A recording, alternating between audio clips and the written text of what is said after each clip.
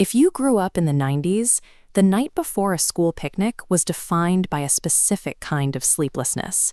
You'd lie awake waiting for the morning light so you could finally grab your backpack and head for the bus. Preparation was a ritual of small, protective warnings. She'd remind you to pack light, prioritize the water bottle, and keep the towel handy. Mundane details meant to keep the day running smoothly. Once the bus hit the open road, a specific social contract took over. In the middle of sharing snacks and leaning out the window, kids followed a simple rule. There is no accounting among friends. Everything belonged to everyone. For a child, this is the definition of a perfect day. It's built on the assumption that the adults have everything under control, and that the greatest challenge you'll face is a foot race to the top of a hill. The bus eventually stops at the base of the hills, and for a few minutes the plan holds. But as the games begin, the atmosphere shifts with a sudden, jarring speed. The sun vanishes, the wind begins to howl through the trees, and a heavy rain starts to turn the picnic grounds into mud. The structure of the day collapses instantly. Tents begin to buckle, and the teachers' attendance sheets, the only record of where every child is supposed to be, are caught in a gust and scattered across the field. This shift creates a vacuum of safety.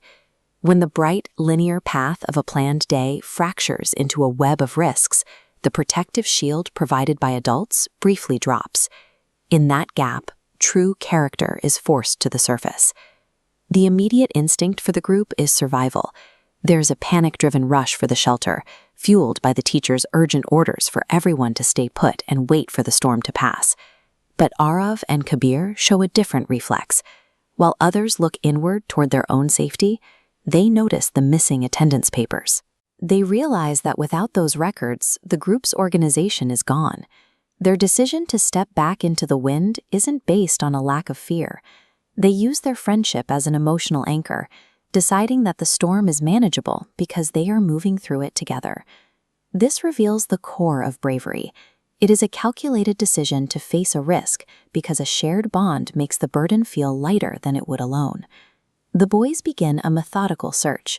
They keep the shelter in sight, staying within the agreed-upon boundaries while hunting for the lost papers in the grass. But the stakes change in an instant. Near the trunk of a large tree, they don't find paper. They find a small boy, separated from his group, shivering and crying as the wind whips the branches around him. The original mission to find the papers is instantly abandoned. The boys pivot, prioritizing the physical safety of the lost child and guiding him through the rain back to the teacher. Real responsibility requires the ability to change the plan. It means recognizing that a list of names matters far less than the actual person standing alone in the storm. Eventually, the wind dies down, the sun returns, and a rainbow appears over the campsite, signaling the end of the physical crisis. The students don't just wait for the next instruction. Seeing the mess left behind, they start cleaning up the site together, taking a collective interest in their surroundings that wasn't there that morning. When they returned home that evening, Arav and Kabir brought more back than just damp clothes. They had discovered that they were capable of acting on their own to protect someone else. Surviving a shared scare changed how the group interacted. By the time they headed for the bus, they weren't just a collection of classmates. They were a group that had seen the value of looking out for one another. The recognition at the school assembly and the pride in their parents' eyes offered public validation for what happened in the hills. It's easy to be a good friend when the weather is perfect, the snacks are plenty, and there's nothing at stake.